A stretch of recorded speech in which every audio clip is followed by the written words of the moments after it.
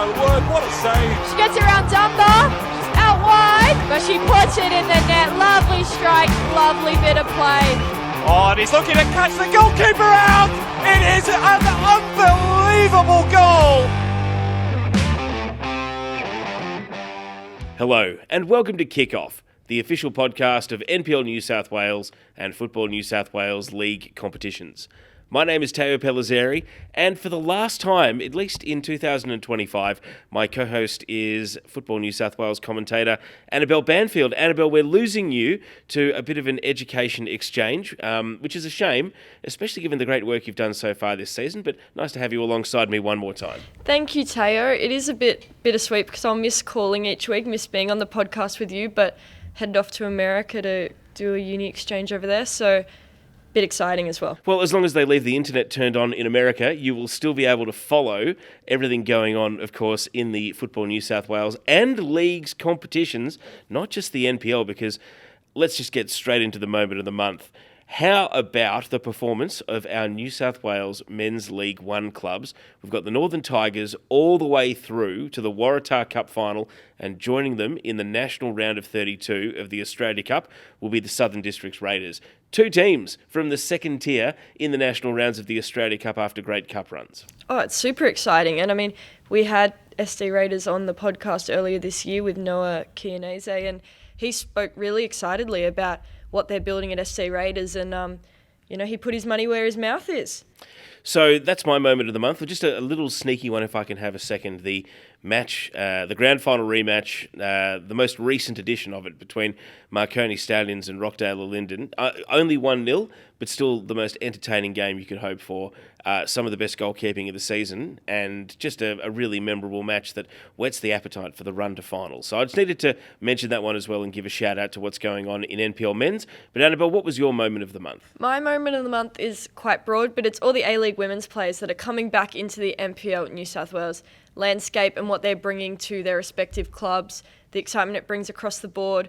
We've got Matildas coming back, we've got A-League champions coming back, and it's really exciting for the competition. Now, there are just a couple of things we need to mention. The Waratah Cup final, at the time of recording, we've only just had the semi-finals. The Northern Tigers taking on Sydney United 58. We don't have a venue and we don't have a kick-off time, but it will be Wednesday, the 2nd of July. So a couple of weeks to get ready. The Football New South Wales website and also social media accounts and the NPL New South Wales social media accounts will be pumping that up. But Waratah Cup final, it's always a great occasion, Annabelle, and we've got Sydney United 58 back in the final again. They've made some great cup runs in recent seasons, and just like a few years ago when they played Northwest Sydney Spirit in the final, it's the top division of NPL against a League One team, and they'll be hoping to avoid a repeat of what happened in 2022 when Spirit got the better of them. Absolutely, but I know for me, I love a good underdog story, so I'll definitely be rooting for the Tigers and hoping they can get the big trophy over their NPL counterparts. Now, the Sapphire Cup final, again, keep an eye on the website and social media networks for details, but we're working towards a final in the second week of July. We haven't quite had the fairy tale runs and upsets in the Sapphire Cup with teams coming from lower divisions, but it's still a competition that's going to offer us a pretty good spectacle. And you look back to last year's final, if I'd told you that Izzy Gomez was going to be playing for the Matildas within a year, would you have believed me, Annabelle? I don't know. She was doing really good She things was doing last really year. well last she year. was That playing is true, really yes. well, but it's a big jump to make, and I think it just shows the quality of this competition and the way it can prepare players to take the next steps in their careers. And all power to her, and she'll be, back in Northern Tigers colours very soon. And also just a shout out to the coaching conference in November. It is sold out. So if you want to find out more about it, jump onto the Football New South Wales website.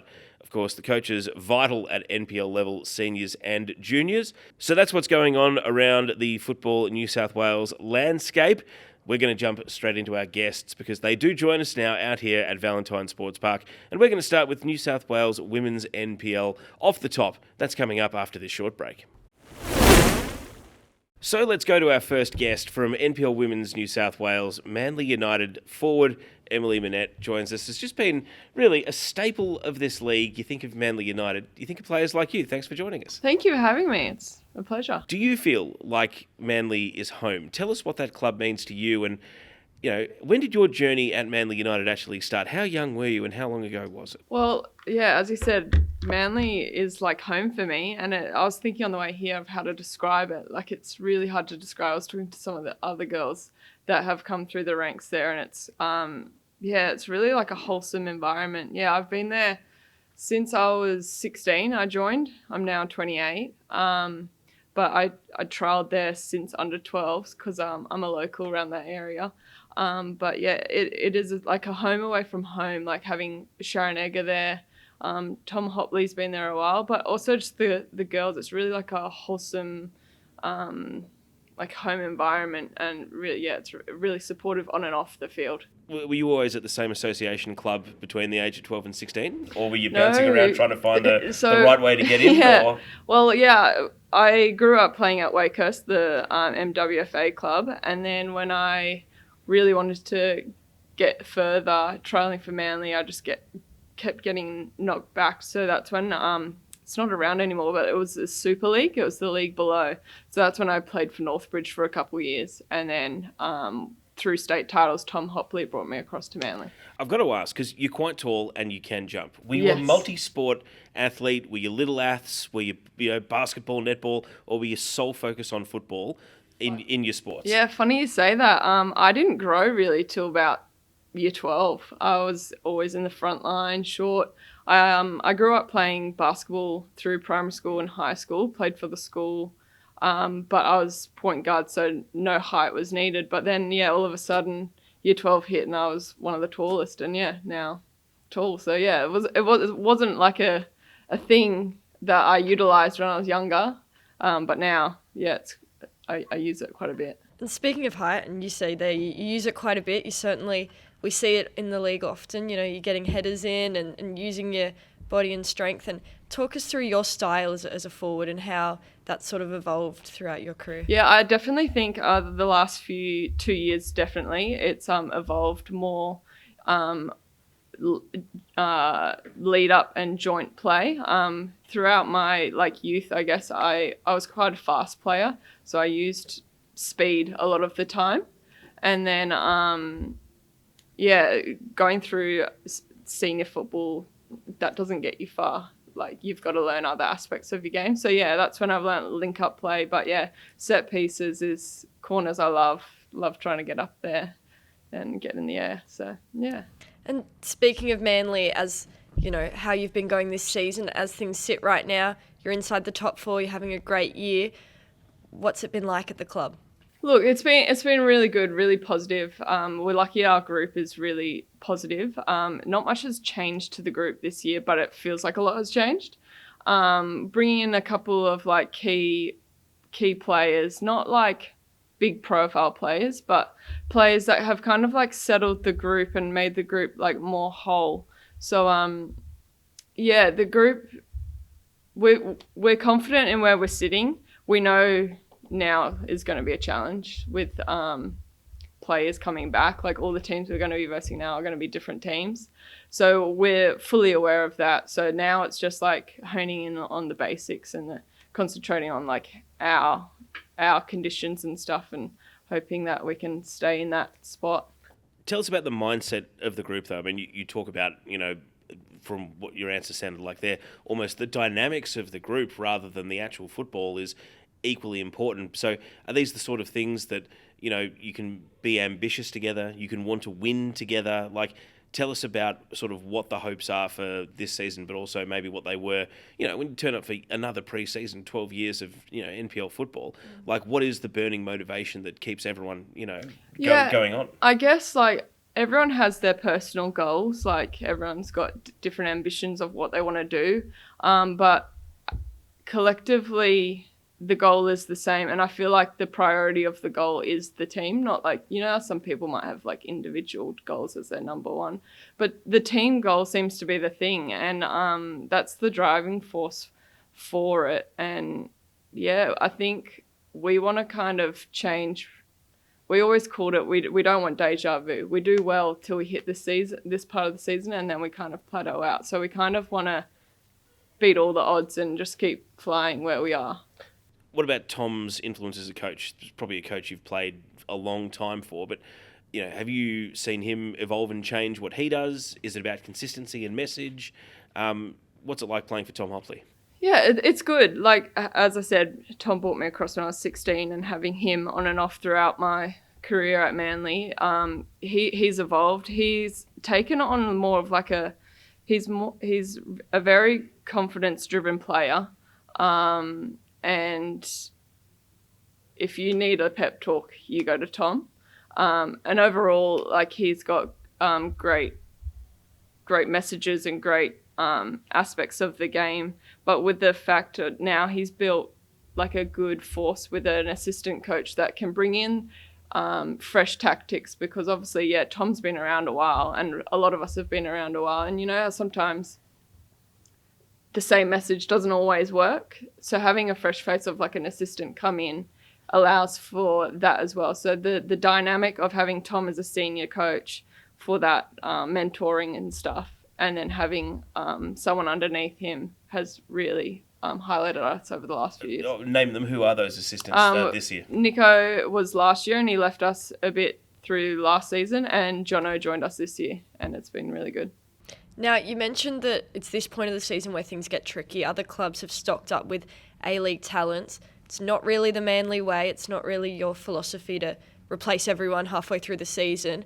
Talk us through how you guys, are going to work through that and overcome these newly strengthened sides across the competition. Yeah, definitely. Yeah, I think it's well known that we are a homegrown club, and we don't necessarily rely on external talents to try get us through. And I mean, sometimes it doesn't get us the results, but at the end of the day, we want to be able to say that homegrown clubs like can do it. So I guess what we got to focus on now, as I said, like focus on ourselves. Sometimes we can get caught up in focusing on the other teams, and our team can be a very confidence-based team. So if confidence are low, like, we go in low. So what we've kind of taken the approach this year is like, don't worry about who's on the team sheet.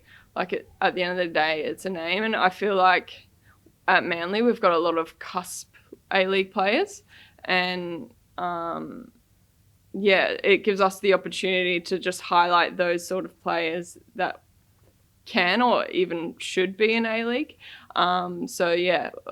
We're just honing in on our basics and working on, I think, more our midfield rotation and the build-up play, because, as you know, like, Manly's quite famous for build-up play. So just honing on more smaller details so that we can beat those sort of players. With that said, Manly used to, in very recent history, produce a lot of A-League players. Obviously, Remy Seamson also being a captain, Matilda probably one of the best examples, but Ali Green, who's now, it still doesn't sit well with me that she's playing for New Zealand. I know. I still see her as an Australian that we lost. And you've got, players who have been in the system, Lucy Richards, who's new this year. Chloe O'Brien was, a wanderer quite a while ago now, and Simonson as well. But I guess that dynamic and that mix of, you talked before about how people have their own personal ambitions, and then you've got the team collective ambition. You've been there for players that have come and gone, players that have come from interstate. Manly's a very desirable club to play for, and it's a great place to land if you're coming back from the A-League level or coming from interstate to Sydney, frankly. And a lot of players have tried it. So how do you see the club has evolved over the time you've been there, with its approach to both having the talent wrestled away that you did develop, like the Remys and the Ali Greens of the world, but also the players that did come in for just a short stint as well, because they saw Manly as a destination club? Yeah, I guess that can be the hard part of like having players, obviously like a destination club because of the location as well, coming in and out. So as a homegrown club, it can be difficult because we are all about loyalty, I guess. But I know a few years ago when we won the grand final, we were stacked with A-League players. We had the Taras, the Cassie Davis, Sophie Nanavich, Libby Copus Brown. So yeah, I guess trying to navigate that is, I guess, part of football, I guess.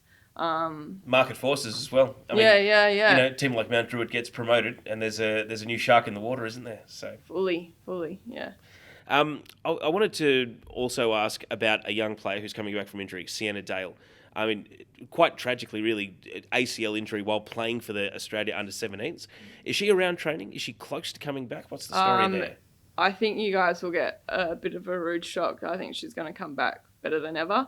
She had her first few minutes in under-23s actually on the weekend.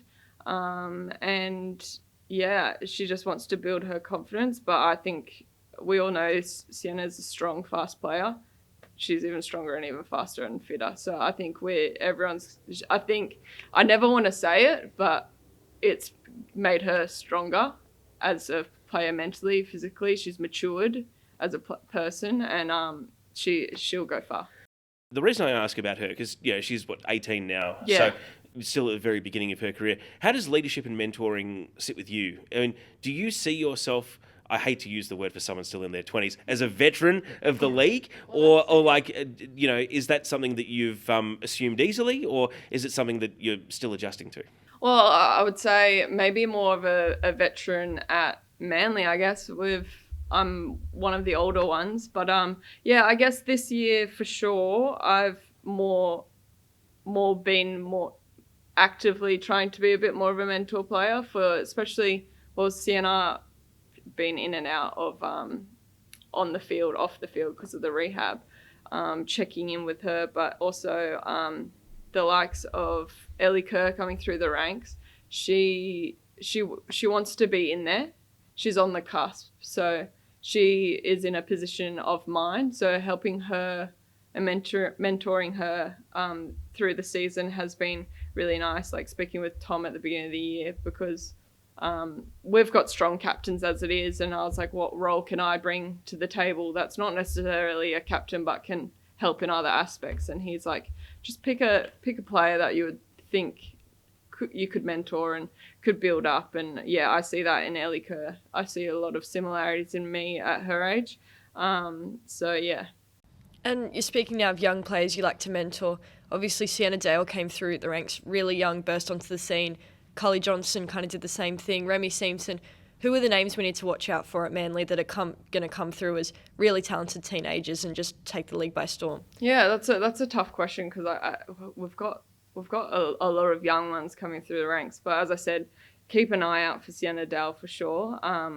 In the next year or two, she's going to really burst out onto the scenes.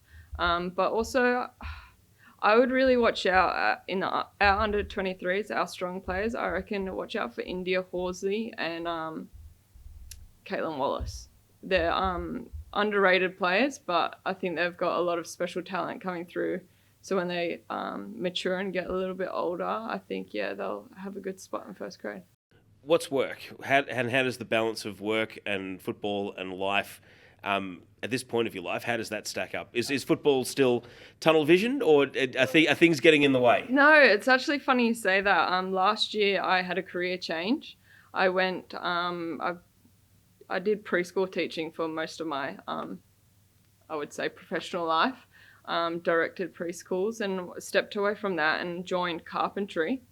I did that last year, and unfortunately, it tore my body to shreds, and that's when I had to make the choice: am I ready to give up soccer, or am I going to pursue carpentry? I tore tendons and everything, so I wasn't quite ready to give up football yet, so I turned carpentry away, which could be controversial for people, because they're like, well, you're only at NPL, or what's your desires type thing. But no, I wasn't ready to turn down football yet. So what I've done at the moment is I've just got a side hustle of pressure washing, doing pressure washing at my own sort of little company, very small, but yeah, it allows me to kind of keep doing both for the time being. But once football's over, I'll be looking at obviously getting into something more in the education part, I think. Interesting. It's fascinating. Two totally different careers. My resume is long of all sorts, but yeah. Hey, malleable, willing to be open-minded. One more on the state of the league, because as Annabelle mentioned off the top, it is so close. We don't know who's going to make the top four. It's been a fascinating season. What's your perception of the landscape? Like, do you look at the fixture and earmark certain teams? Are there ones that have stuck in your memory from when you've played them? Do you feel as though there are maybe ones you've got their number? Like, how do you see the landscape at the moment? It's funny because this year it's been totally unpredictable. Whether you look at the ladder and you're like, okay, we're versing 9th place, we end up drawing to 9th place, you know? Or you verse 3rd place, you end up winning against 3rd place. So it's really unpredictable at the moment. So it's really hard to navigate. And to the point, like, I have got to the point where I avoid kind of looking at the table, because at the end of the day, the table at the moment, I feel, is so interchanging because there's such close points that it doesn't necessarily reflect on what the team's capabilities are. So it is very unpredictable, and anyone could go anywhere at this point, especially with players coming back. So yeah, it'll be really interesting to see how it all ends up. And just quickly, final series is a top 4. Do we need a top 6? Do we need to get 6 teams in there in the future? Yeah, I think so. That'd be cool. But yeah, hopefully we're one of them.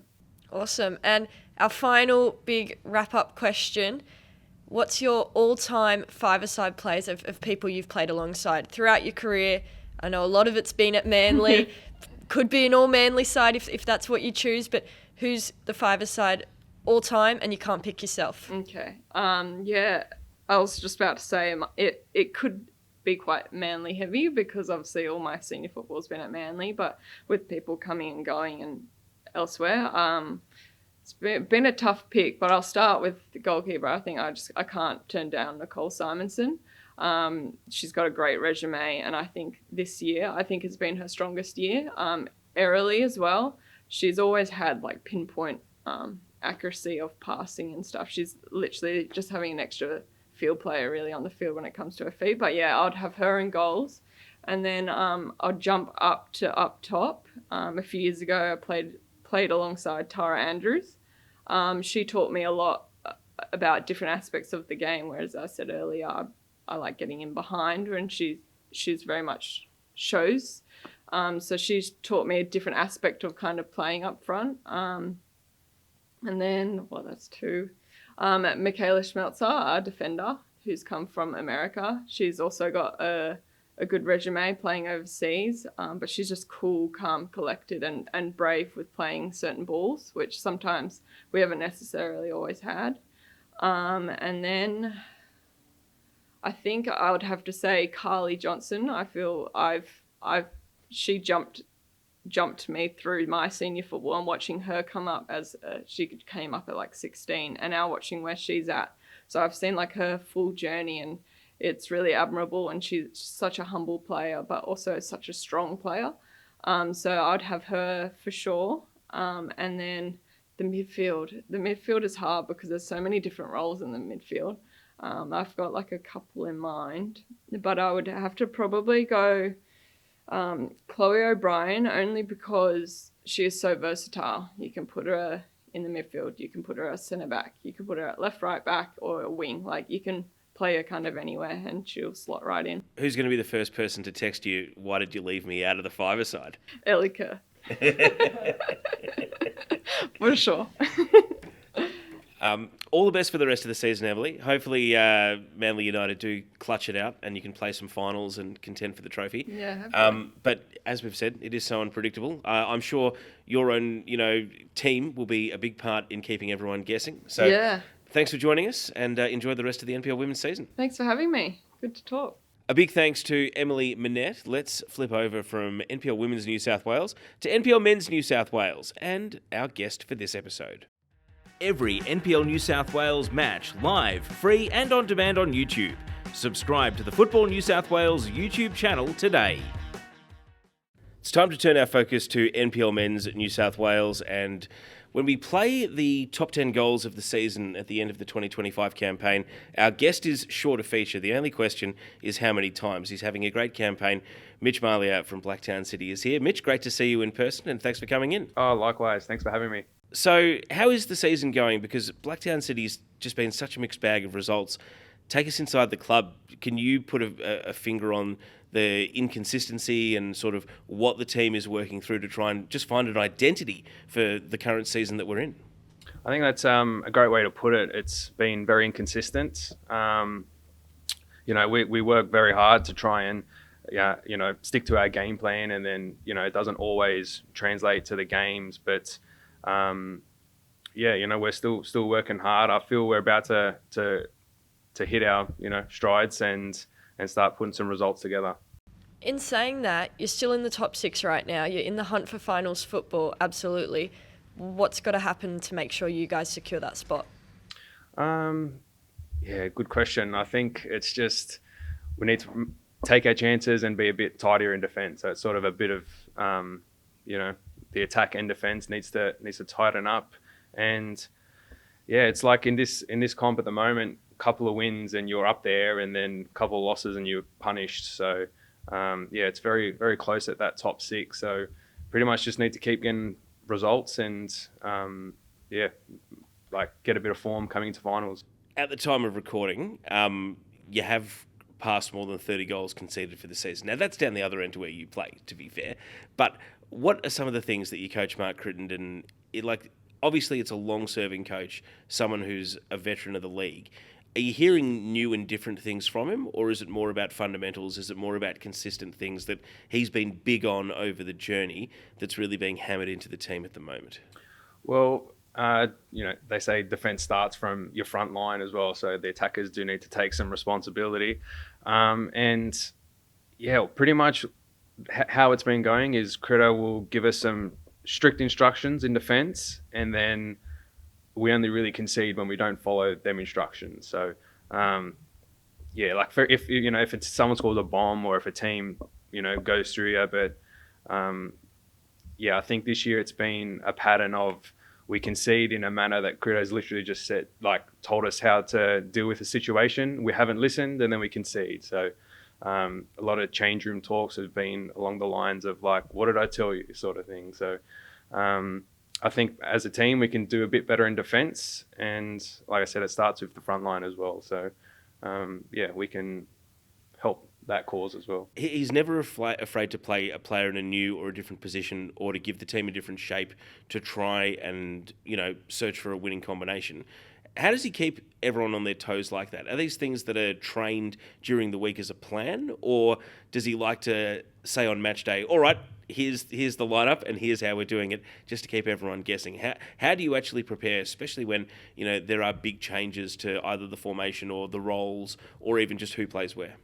I think at this level you do need to be able to adapt as well. So whether I play striker or wing, it wouldn't really change how I prepare for a game too much. In terms of a team tactic, we've been mixing it up. We've tried a few formations against different teams. Some teams will have no width, and other teams will stretch us out wide and stuff. So we have tried a few different formations, and Critter can only sort of play with what's in front of him. He's got certain players that prefer certain positions, and he's had to ask some to play positions that they haven't, it's not their strong point, but everyone's, done their job and is doing their best. And I want to touch on a slightly disappointing moment of the season, which is the knockout in the Australia Cup to the SD Raiders. How do you guys regroup from that, and what lessons can you learn out of that situation? I think, being a club that has actually beaten clubs above us in, a few A-League teams, I think we can appreciate, the magic of the cup. So we've gotten beat by a team that was better than us on the day, by the simple fact they scored more goals and they played good football. So there's sort of no excuses from our perspective, but they have beaten Wollongong and Rockdale. It was definitely a tough pill to swallow, but the good thing about football is that you lose one game, you've always got next week. So we put that behind us, got the result on the weekend, and hoping to continue that. Let's drill down into you and your own form. Now, most strikers and most attackers are very well aware of their numbers. Are you the sort of player that has a benchmark for how many goals you wanted this season, and are you getting close to it, or are you a bit more freeform in terms of your objectives for how many times you want to score and how many goals you want to contribute to? I'm probably freeform. If it wasn't for the commentator on the weekend saying it was my 9th goal, I thought it was my 10th. But it's not something that I love scoring goals. I love helping the team and stuff, but I'm not there, on the chalkboard how many goals I score and stuff. I just enjoy playing. I enjoy scoring, and it's something that is probably my stronger point is creating things going forward as opposed to defending and all that stuff. So I love scoring goals. Hopefully I can continue. When you try something audacious, tight angles, long distance, have you already visualized it as you do it, or is a lot of it just, sensing the moment, let's just have a go? Talk us through sort of what's in your head when you decide this is not too far, this is not too tight an angle, let's try and beat the keeper. So in the game, I'm giving away my secret to you, but I'm watching the keepers. Yeah, as long as it doesn't cause the defenders to, pick up anything about your game. Yeah, exactly. So, for example, if I'm playing on the right and then I cut in and I'm looking for like a Danny Choi out wide and it gets intercepted by the keeper, it's like, all right, next time I'm going to make out I'm hitting it to Danny and have a shot. So, I got a good one last year in the last game, I believe. But I do practice, finishing a lot, and so when I get into a certain situation, it sort of comes natural. But for every goal that I've scored, I've probably missed 5 shots as well. So. Well, the reason I asked about if you are keeping tally on your own goals this season, 9 in the league, 2 in the cup. So split the difference. You have got double figures so far. But the reason I ask is, and you've played at a high level, obviously. So, career best form, it might be a little bit silly for me to suggest that now, given that you've retired, you've come back, you're in your early 30s. But, you're in amazing form. And is it form that you ever thought you would recapture? Tell us about what the reason you are playing so well is. If I could, tell you, I would. But the other day when I come off, Crudo even said, he's like, you were playing better than you did when you were younger. So maybe it's just a bit older, a bit wiser, a bit more grey hair, a bit more,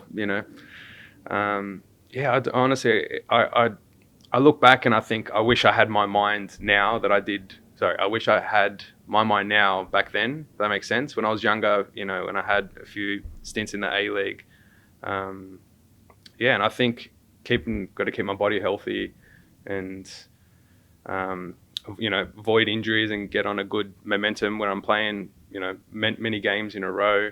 I think that's very important. I still do extra sessions. I still practice one-on-one shooting. So I still love the game very much. I still take it serious. I still love going to training, and hopefully I can continue this form up for at least a couple more years. Well, but let's talk body, because tell us about the injury that caused you to give it away, and then the journey you went on to find a method to get you back playing. Because from what I understand, and it's great that you're here to tell us in your own words, but it does seem like a remarkable comeback. Yeah, it's something that, I was told back then I'd probably be finished by now. So what was the injury that had you told? So in 2022, I hurt my foot in a game and I sort of thought it was nothing, but I ended up getting a scan and it was a fracture, and it was in a spot in my foot that doesn't have much blood supply. So it wasn't like a crack fracture. It was like how the doctor explained it, is if you get a sledgehammer and drop it on concrete, it shattered. So it was in my navicular bone, which has no blood supply and is well known for not healing. So throughout that season, I think I had 6 cortisone injections. I was in crazy pain, and I told the physio, don't tell Chris. So Critter didn't know at the time. And I was getting hamstring injuries because I was just loading up one leg. And at the end, I was literally after the grand final, I told Critter, I'm like, man, I'm playing with fractured foot at the moment. So he's like, yeah, that explains why you've been crap. But no, Yeah, so at the time I was like, it's okay, let it rest, and I'll be sweet. It sort of never ended up healing after like another 3 months. So I went to see a surgeon here in Sydney, and he pretty much said, if you keep playing, you're going to need a bone fusion, which would like lock my ankle into place and I'd have no movement.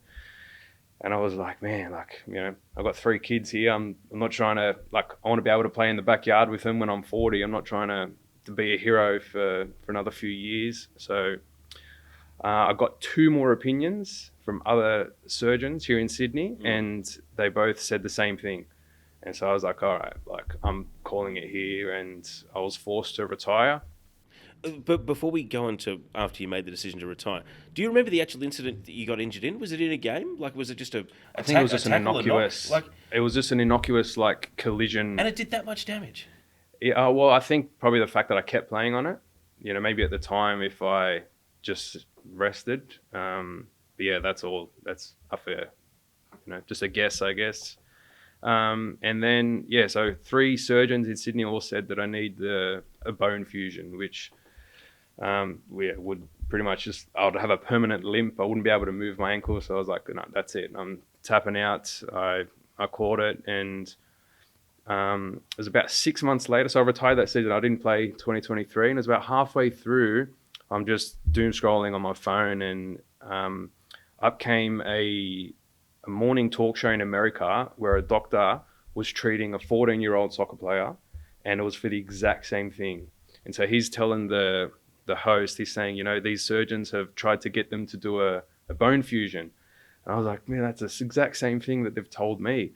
And he's like, you know, he's like, they don't see these people as humans or soccer players. They're just numbers on their sheet or whatever. And so he managed to treat that footballer with stem cell therapy. So I'm like, oh, like, you know, is this real, firstly? So I got in touch with the doctor, sent him all the information and scans, and he's like, I think we'd be able to help you.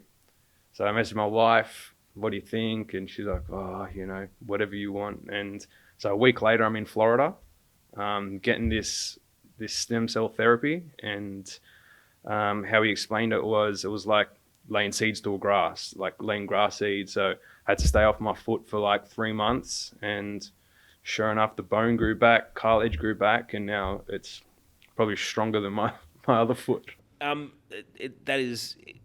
Did you believe it as it was happening?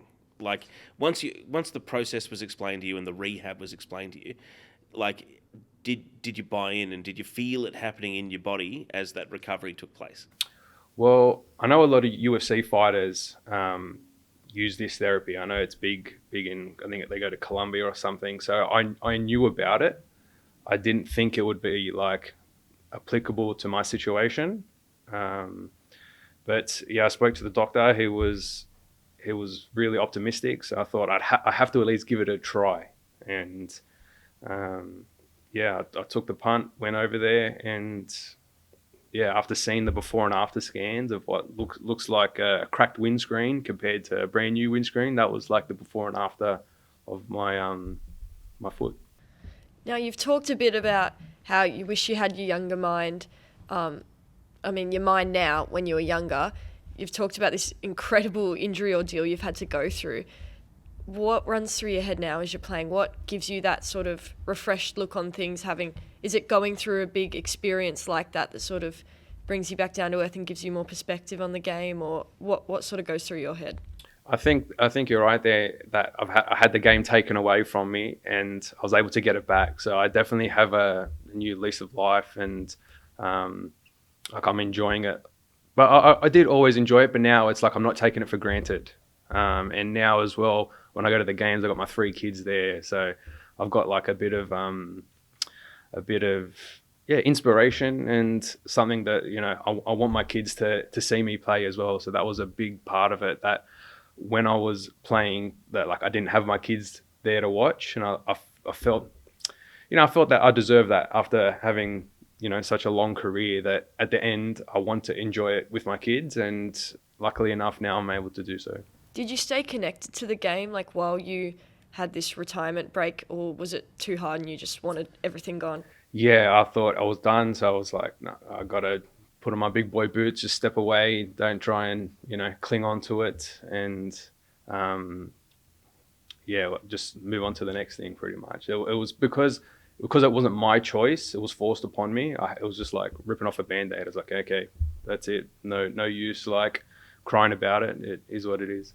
Are your kids old enough to play yet, or are they still too young? My son just started soccer joeys, so he's just getting into it. And then my girls, they dance. So they we play in the backyard and stuff, but I think it'll be my son playing soccer. Is it giving you the idea of coaching, or are you just going to be a parent? Or are you quite simply, are you playing too well to worry about?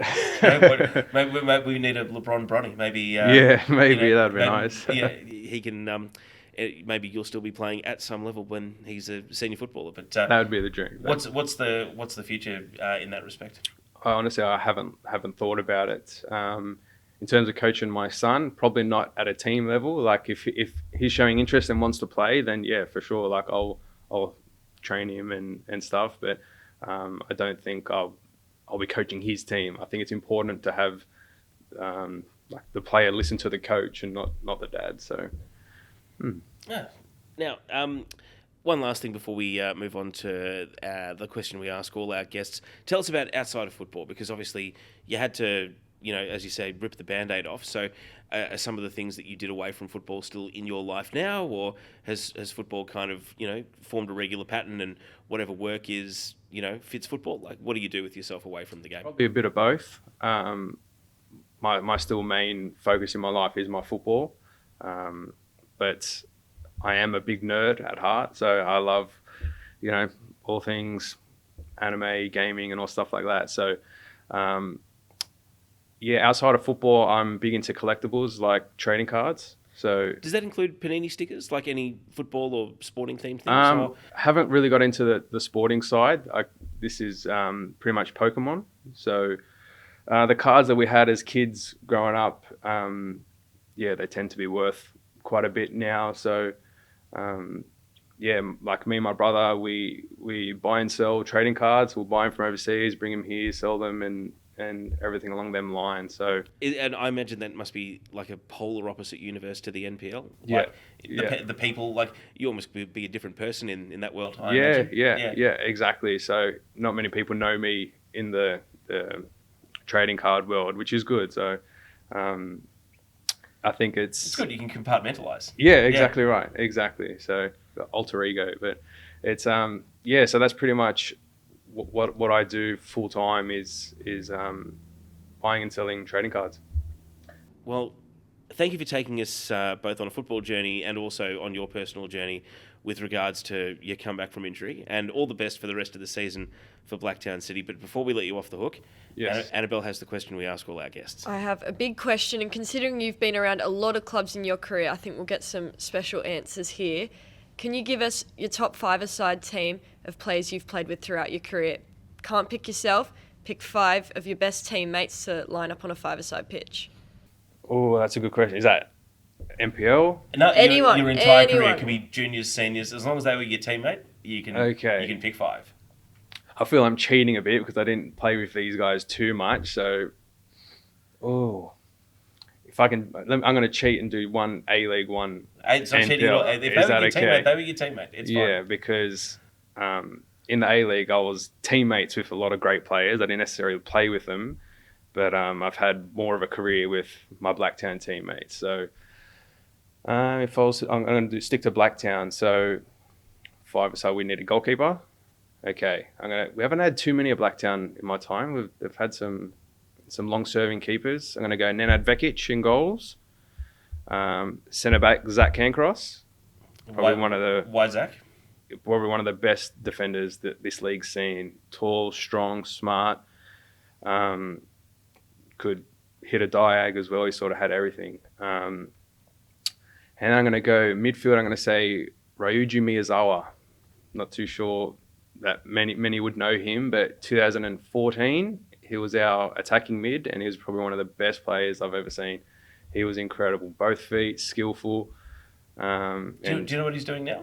He's back in Japan now. He's Yep. back in Japan. I'm not sure if he's still playing, but I know he went back and played. But he was a special player. So what's that? 1, 2, 3. Easy one. Travis Major. I've had many years playing alongside him, and he's just that player that when you step on a field and he's playing, it sort of gives you that extra confidence. Once again, he's done it all. He's won. I think he's up to his fourth grand final win. He's done 4 already. So they call him the mayor of Blacktown. So Travis Major, and then my mate Danny Choi. Danny Choi he's a freak of a player. On his day, there is no one that's going to stop him. He's one that will score from anywhere. And yeah, he's still ripping it up now. So that'll be the 5 for the NPL. I can cheat for the A-League. Well, who's sitting on the bench? Who's sitting on the sideline next to you? Then put an A-League player there. Some A-League players I can go through. That's why I feel I'm cheating, because I can have Del Piero up front. I can have Brett Emerton on the wing. I can have Lucas Neal in defence. And I can have... Who's the most likely, if you had to play a theoretical game, who's the most likely to answer their phone and say yes? Out of them? Out of them. Well, I think I've only got Emo's number. So, Hey, I could message Del Piero on Instagram. Guaranteed he'll ignore it. But, yes, I can cheat with some of them names, but I feel the first... No, you've stayed loyal to Blacktown City. exactly. I like it. Yeah. Thank you so much for coming in. It's been a fascinating chat. All the best for the rest of the season, and hopefully plenty more goals to come as well. Thank you very much. Thanks for having me. Really appreciate Mitch Mallia coming in. Another fascinating chat. Let's go to our leagues focus coming up next. Day after day, Kappa rewrites the concept of sportswear. Kappa means teamwork, past, present, and future. Kappa never stops, 'cause winning starts within. 2 people, 1 brand. Kappa. It's time for our leagues focus, and League One Women's is where we land today. It's a club that's a huge name in the men's and is trying to find equal footing in the women's. The Marconi Stallions, and one of their long-serving players is Hannah Tomelic, who joins us. Hannah, thanks for jumping into the pod with us. Thank you for having me. Thanks for having me, guys. Marconi's been your club for a very long time as a player. Yes. How long? And tell us about sort of the evolution and the journey that the women's program has gone on. The men's obviously a household name of the game in Australia. The women's not so. So give us a bit of insight to that. Yeah, it's a way to make me feel old. I've definitely been there for a long time, maybe coming up to a good 10 years. I had a few years injury and having a baby in between that. But yeah, I've definitely seen a lot of coaches, a lot of faces come in, a lot of players come in, a lot of players leave, a lot of coaches leave. So I've definitely seen a lot of change. This year, coming back after having 2 years off, has been probably one of the best years personally, or in a very long time, like in regards to the coaching stuff and in regards to the culture and the club itself. I think definitely, the men's doing so well last year has definitely put not pressure on us, but a lot more motivation to sort of reach their standards and sort of do better than what we have in the past. So You mentioned taking a break there. You had the ACL injury. You had a child. Yeah. Does that give you a bit of a different perspective, a different mindset heading back into your football? Definitely. I think in regards to injuries and having a baby and looking after like my own health and fitness, it's definitely put me in a different mindset in regards to, I think, being fitter and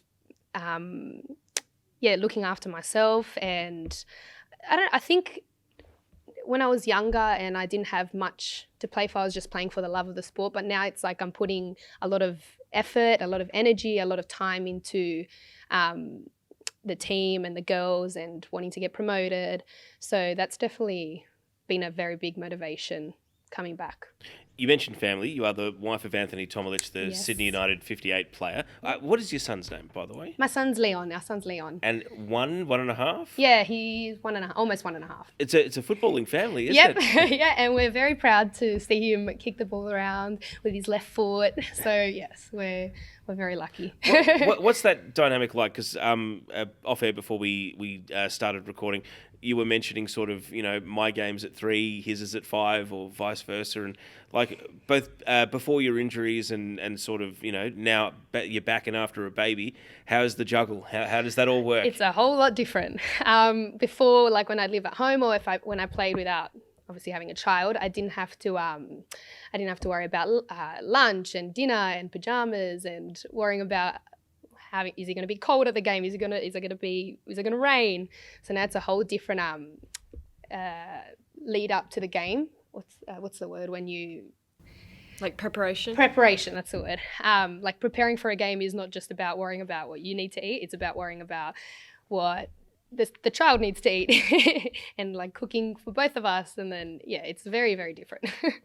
And you've mentioned the vibe at the club's changed. You've got in former Socceroo and Asian football Champions League winner Michael Beauchamp as your coach. Yep. How's that changed the mindset, and what's it like, learning from him? What does he bring to the side? Oh, look, I don't want to give him a big head, but he, no, he's definitely brought a lot, not just this year, last year as well, not just for our team, but I think for the entire sort of club, for the younger girls as well, I know that he has a daughter as well, so I think he sort of leads us in a way that he wants us to be leaders for the younger ones, and a lot of things that we do. And I know that a couple of the girls went down to train with the younger girls. So I think a lot of his impact has been about building that club culture. And obviously when you have a positive club culture and girls that want to be there, want to play and want to watch the older girls, it brings a lot of motivation and passion for us. So that's what he's definitely brought in for us, like that mindset of winning, of belief and effort has been like, I haven't experienced that at Marconi in a very long time. So he's definitely been pretty awesome to have. Has there been any one given result this season or a game that sticks in your memory as sort of the moment where the group bought in and realised, oh, things are different, and it's kind of that moment of proof that Marconi's on a new direction now? I think it was very early on in the season. I think it was our second round when we versed St. George the first time around, and we were down 3-2, and in our heads, I think like our coaching staff had sort of spoken about and drilled into our heads, like the effort and the belief and working for each other, like really stuck in our heads. and yeah, we came back and we drew 3-0. I know it wasn't a win, but I think that moment made all of us realise that we do have what it takes to win games or to draw games or to fight for each other. I think that makes a massive difference from past years. As a sporting mum, did you have a role model or an example that you followed? Has it been choose your own adventure? Are there people that you've lent on for advice on what to do? Because it was fascinating hearing you talk about the shift in priorities and preparation, but also, did you have a roadmap to lead you back to playing, or a moment where you decided, I'm going to try playing again? Honestly, I think I have such a supportive network at home. Like my parents, my in-laws, my husband, my sister, because my sister was obviously playing at Marconi last year. And I think those people definitely motivated me to want to go back. It's not very common to go back after having a child. So I think that's where I was a bit skeptical as to whether I was going to commit to such an intense season. But I definitely have to think about my sister Emma and my husband Anthony, who pushed me to play, to get fit, and yeah. But it's fitting that you say intense, because it's one thing to go back and participate socially, but you could make a case that League One Women's is, you got the A-League Women's, you got NPL Women's New South Wales, and then honestly, it's a bit of a coin flip between Victoria, Queensland, South Australia, and League One. You've got a decent case that you're in one of the top 5 leagues in the country. Yeah. So I think there's some very great talent in League One, and I think that's what makes it so competitive, is that there are such good individual players in like the top teams, and there's such good quality, and I think that Shout them out. Who are the really exciting players coming out of Marconi that are going to go on to do big things? There's Daniela Brekic. Our back line is just so solid. Like Daniela Brekic, Shelby Milton, unreal. There's not many strikers or many teams that can break those two centre backs. And yeah, they're quality, experienced. So it's just honestly fantastic to have them at the back as well. So yeah. And of course my sister. I'm not even just saying that because she's my sister, but we're definitely feeling her not being there this year. I think we would already be a step ahead if we had her. Yeah. And you've been talking about this promotion charge. You're slightly off the pace, but you're still up there. What's it going to take to get you guys over the line?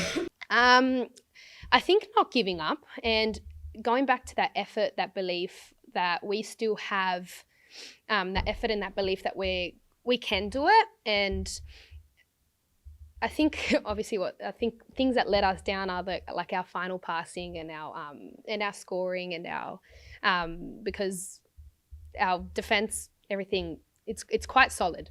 It's quite solid in the defense and our attacking purposes as well. We just need to work on a bit better.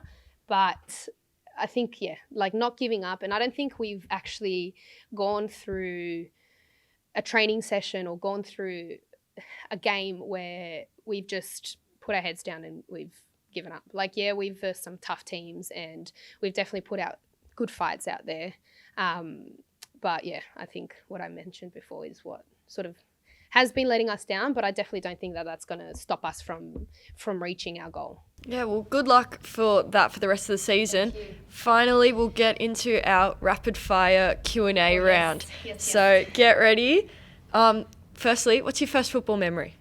One of my first football memories are probably playing soccer with the boys in primary school and fracturing my wrist. Not necessarily a good one there, but no, but definitely something that stuck. What's your favourite footballer of all time? Not to be basic and mainstream, but Messi. Fair enough. Day or night matches? Night. And what's the best footballer you've ever played with? For a few games at Marconi, I've played with Alana Kennedy and Chloe Lagazo.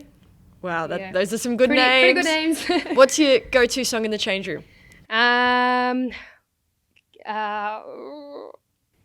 guessing you don't control. No, I don't. Tanya Babin does, not me. Sorry, I don't know. That's all good. Dream stadium to play in? We went to watch a Champions League match. I'm not even going to try to pronounce it, but PSG's ground. Parc de France? Yes. That one? I was like, I'm not going to try and pronounce it. What's your biggest football ick?